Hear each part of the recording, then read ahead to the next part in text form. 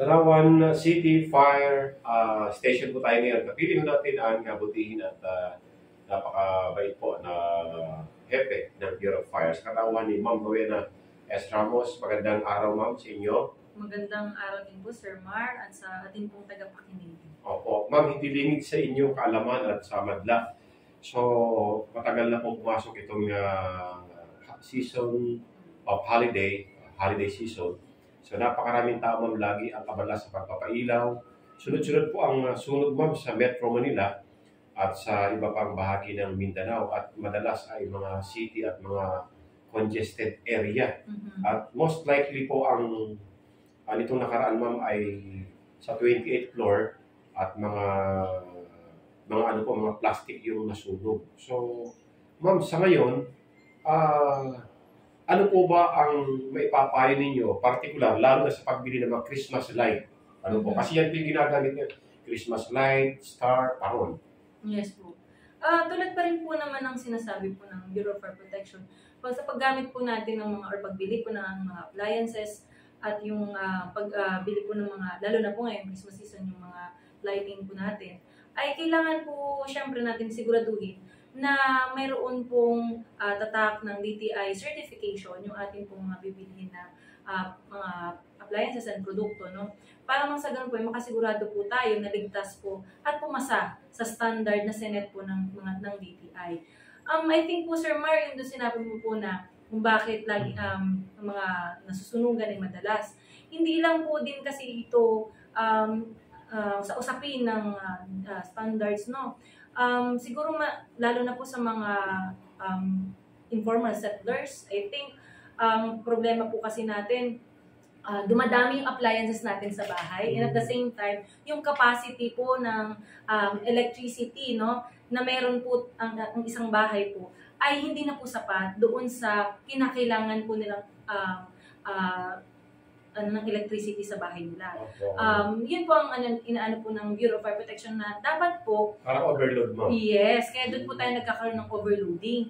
So, ang dapat po sa atin ay once in a while, no, ipa-check po natin yung ating mga kuryente. Lalong-lalo na dumadami ang appliances. Dagdagan pa natin ng pagkabit po ng mga Christmas lighting natin na halos isang buong gabi nating open, no? Ginagamit. So, dapat po talaga regular po, kahit po ano pong status na sa buhay, mahirap, mayaman, dapat po talaga iniingatan po natin. Yan po yung pag-practice po natin ng proper and responsible household, no? Ay dapat po talaga once in a while, pinapacheck po natin yung ating mga wirings. Kung kaya pa, ng capacity ng kuryente natin, yung ginagamit natin or kinukonsume natin na kuryente doon po sa mga appliances na meron tayo. Kaya po, pansin niyo po, all throughout the year, hindi lang naman po sa Christmas, nagkakasunog, no? So, yun po kasi minsan ang kadalasang nakakaligtaan ng mga kababayan natin, no? Mas lalong higit doon nga po sa mga maraming mga kabahayan, sa mga lalo na po informal settlers, and kahit naman po sa mga bari, meron din naman po talagang nangyayaring sunog because of that po. Mas prone ba, ma'am, sa nagkakaroon ng shortage kapag yung mga Christmas lights ay prone sa ulan, sa tubig? Mas delikado ba ito, Ma'am Rowena? Yan po ay depende po sa produktong binili natin. So, may mga produkto po tayong pang-outdoor, may pang-indoor. So, dapat po, naaangkop, no? Sinasabi nga pong naaangkop yung ating paggamit ng produkto doon po sa kung ano po talaga or kung saan po dapat siya gamitin. For example po, sa lighting, dapat kung gagamitin natin siyang pang-outdoor, dapat po ang bibili natin pang-outdoor. Kasi po may mga produkto pong hindi po angkop para doon sa para doon sa certain na bagay na paggagamitan po. Yun po yun. Ilang oras po ba dapat ang mga ganung lights ilang oras po dapat yung tagal na nakabukas siya? Actually po, dapat po once in a while talaga pinapatay din po natin. Bakit po? Kasi po, pag sobrang tagal na po, no, ng kuryente na nakasaksak or yung ating appliance na nakasaksak, nagkukos din po minsan ng tripping po ito. Kumbaga, umiinit din po kasi. So, sometimes, kahit po electric fan natin, di ba po, sa sobrang, kumbaga, gumagamit po ng electricity, at the same time, may movement din po yung appliances mismo. So, dapat po, once in a while, pinapatay natin so that hindi po siya nagkakos ng overheating po. Ayun, no. Kasi ma'am, nitong nagdaan, maraming nag-check sa Divisoria, Baclaran, kasama ang ahensya ng DTI at saka Bureau of Fire. Marami silang nakita ng mga expired na ng mga ng mga Christmas lights at nakita ng taga-DTI na hindi na talaga dapat gamitin.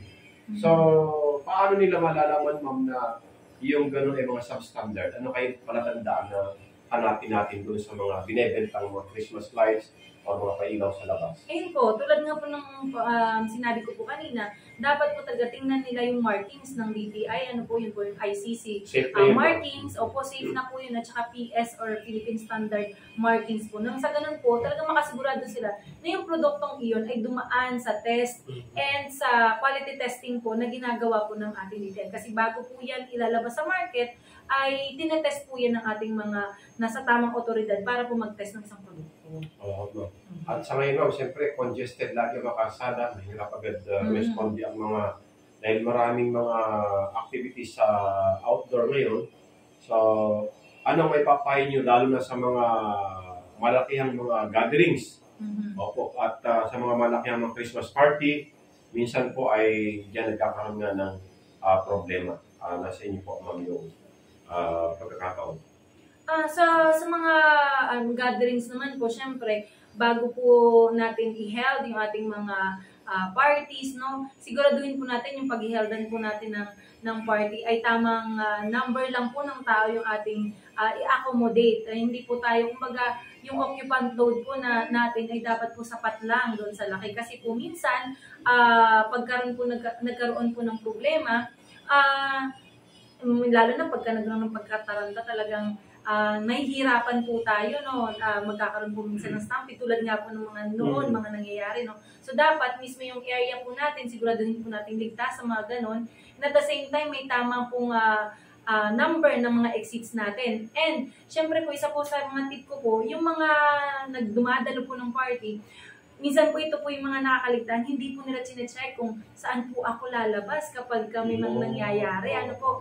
So, yes po, kahit po nga minsan sa sinihan, dapat mismo, ikaw mismo, para sa sarili mo, responsibilidad mo yon, na just in case po na may magkaroon po ng hindi magandang pangyayari, dapat ikaw mismo alam mo kung saan ka lalabas. Kasi wala pong magtuturo niyan sa lalo-lalo na po kapag nagkatarantahan na. No? So, yun dapat ang una-una natin tinitingnan. And at the same time, yung safety po ng place, no po, and at the same time po, yung kung ano po pong mga safety precautionary measures within po sa mga parties, dapat po yun ay sinusunod.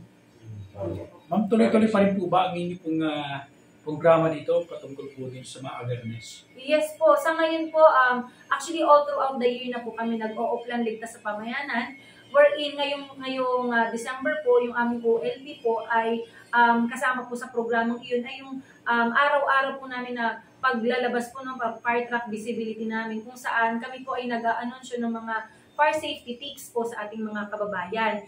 Yan po ay sinisimulan po mula lahat po ng 43 barangays within Tanawan po ay iniikutan po ng ating mga kasamahang bumbero nang sa ganun po ay mapaalalahanan po, no, ng kanilang mga dapat gawin.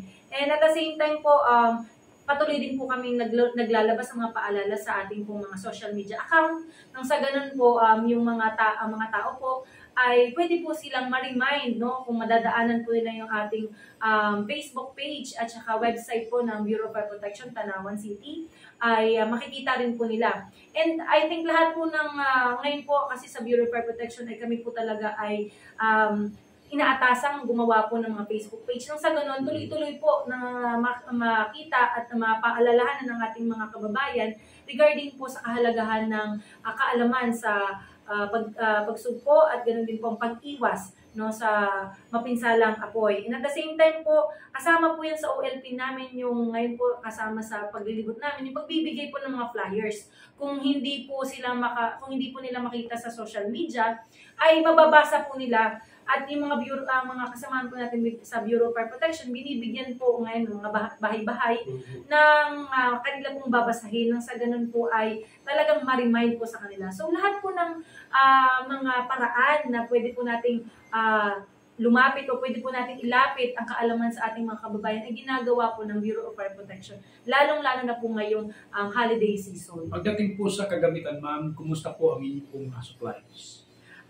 Dito po sa Bureau of Fire Protection po, Tanawan City, may sapat naman po kaming supplies, lalo na po sa fire truck. Meron po kaming 4 na fire truck at meron po kaming isang ambulance. So lahat po yan ay gumagana. So kaya po talagang sinisigurado po ng Bureau of Fire Protection ang kahalagahan po ng pagpe-prepare po namin para po just in case may emergency, wag naman po sana, ay kami po ay inyo po talagang maaasahan. So, ma'am, thank you so much. Hepe, mensahe po ngayon darating na Christmas season. Ayan. So, katulad po ng sinabi po kanina, so ang aking po message sa ating po mga kababayan, sana ho patuloy po nating i-observe or patuloy po nating i-ano po natin ang ating enhance ang ating mga sarili sa kaalaman po, lalo na po sa pagsugpo at pag-iwas sa pamatay-sunog, sapagkat katulad nga po ng sinasabi namin, hindi lang man po responsibilidad ng Bureau of Fire Protection ang kaligtasan niyo po, no? At mas lalong higit na inyo po itong responsibilidad, lalong-lalo na po sa mga isang pamilya, no? Na dapat po ang bawat isa ay may kaalaman po nang sa ganon ay wala pong sakunang mangyari, and at the same time, hindi din po tayo makadamay ng ating mga kapwa. So, katulad po ng sinasabi namin sa pag-iwas sa sunog, hindi po kayo nag-iisa. So, nandito lang naman po ang Bureau of Fire Protection kung sakali kung gusto nyo pong magkaroon po tayo within your community ng pagpupulong at maturuan po kayo ng mga safety tips, ay kami po ay madali lang nyo lang naman po kaming malalapitan. At sa lagi pong bukas ang aming opisina. So, yan po ang ating naging panayam sa butihing chief po ng Bureau of Fire, Tanawan City, sa katawan po ni Ma'am Rowena S. Ramos. Marlete po para sa Pilipinas Balita Ngayon. Maraming salamat po, ma'am. Mula po sa Randa Balita Probinsya, ako po yung lingkod, Chair Narin.